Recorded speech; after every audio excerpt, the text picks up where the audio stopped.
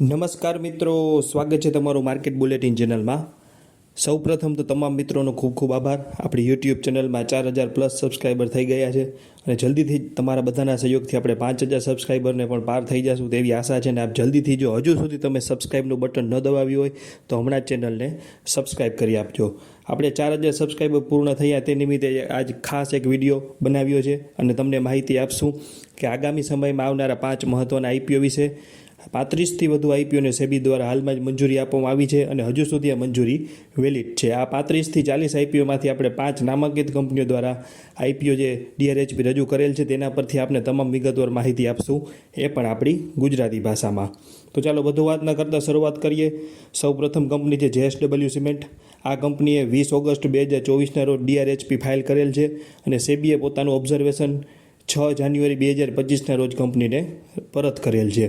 આ આઈપીઓમાં રિટેલર માટે 35% અનામત છે. વાત કરીએ આઈપીઓની તો 2000 કરોડનો ફ્રેશ ઇસ્યુ અને 2000 કરોડનો ઓફર ફોર સેલનો સમાવેશ થાય છે.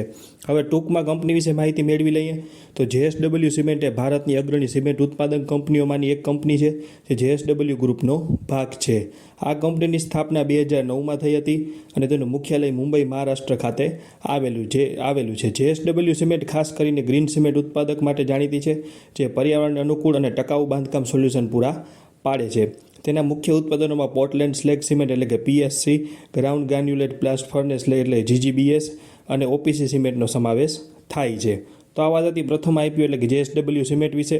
ત્યારબાદ બીજા ડીઆરએચપી વિશે વાત કરીએ તો એથર એનર્જી દ્વારા 10/9/2024ના રોજ ડીઆરએચપી ફાઇલ કરેલ છે અને સેબી દ્વારા 23 ડિસેમ્બર 2024ના રોજ તેને ઓબ્ઝર્વેશન ઇસ્યુ કરેલું છે. આઈપીઓમાં રિટેલર માટે 10% અનામત રહેશે અને આઈપીઓમાં 3100 કરોડનો ફ્રેશ ઇસ્યુ અને 2,20,766 શેરનો ઓએફએસ રહેશે. વાત કરીએ એથર એનર્જીની તો આપ સૌ જાણીતા આ કંપની વિશે જાણો જ છો કે એથર એનર્જી એ ભારતની એક અગ્રણી ઉત્પાદક ઇલેક્ટ્રિક વાહન ઉત્પાદક કંપની છે, જેની સ્થાપના 2013માં તરુણ મહેતા અને સ્વપ્નિલ જૈન દ્વારા કરવામાં આવી હતી. આ કંપનીનું મુખ્યાલય બેંગ્લોર, કર્ણાટક ખાતે આવેલું છે અને તે ઇલેક્ટ્રિક ટુ વ્હીલર્સના ઉત્પાદન માટે જાણીતી છે.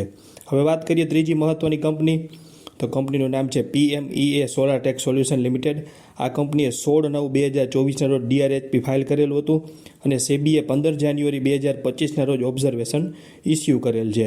આઈપીઓમાં રિટેલર માટે 35% અનામત રહેશે અને જેમાં ફ્રેશ ઇસ્યુ રહેશે 600 કરોડનો અને ઓફર ફોર રહેશે 1,12,35,600 શેરની. વાત કરીએ કંપની વિશે ટૂંકમાં તો પીએમઈએ સોલારટેક સોલ્યુશન લિમિટેડ કે જે અગાઉ PM electric auto private limited તરીકે ઓળખાતી હતી. આ કંપની મુંબઈ, મહારાષ્ટ્ર સ્થિત એક ભારતીય કંપની છે, જેની સ્થાપના 2006માં કરવામાં આવી હતી.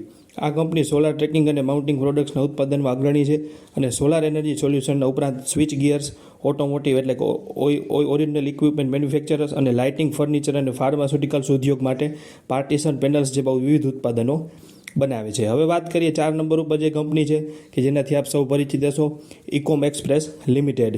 આ કંપનીએ 19/8/2024ના રોજ ડીઆરએચપી ફાઇલ કરેલું હતું અને સેબીએ 29/11/2024ના રોજ ઓબ્ઝર્વેશન ઇસ્યુ કરેલું છે.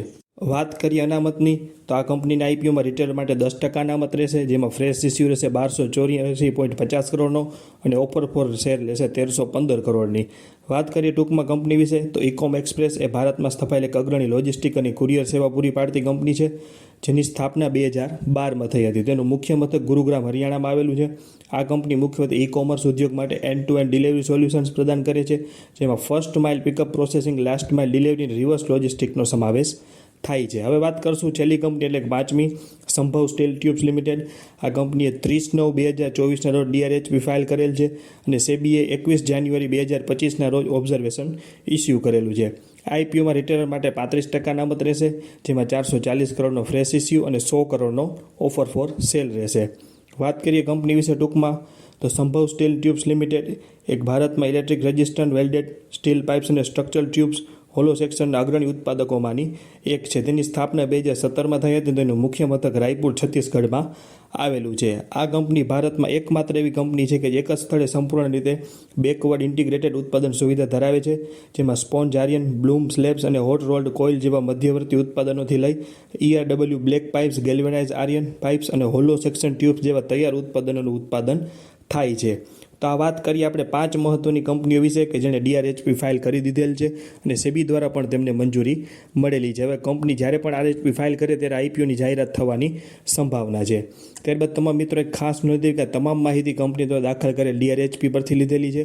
કોઈપણ પ્રકારનું રોકાણ કરતાં પહેલાં આપણે નાણાકીય સલાહકારની સલાહ લેવી જરૂરી છે. ત્યારબાદ તમામ મિત્રો એક ખાસ નોંધ લઈએ કે હજી પણ 84% જેટલા મિત્રો વિડીયો જોવે છે પણ ચેનલ સબસ્ક્રાઈબ કરતા નથી. તો ખાસ નોંધ કે આગામી સમયમાં આવતા તમામ મહત્ત્વના અપડેટ માટે આપણી ચેનલને જરૂર સબસ્ક્રાઈબ કરજો.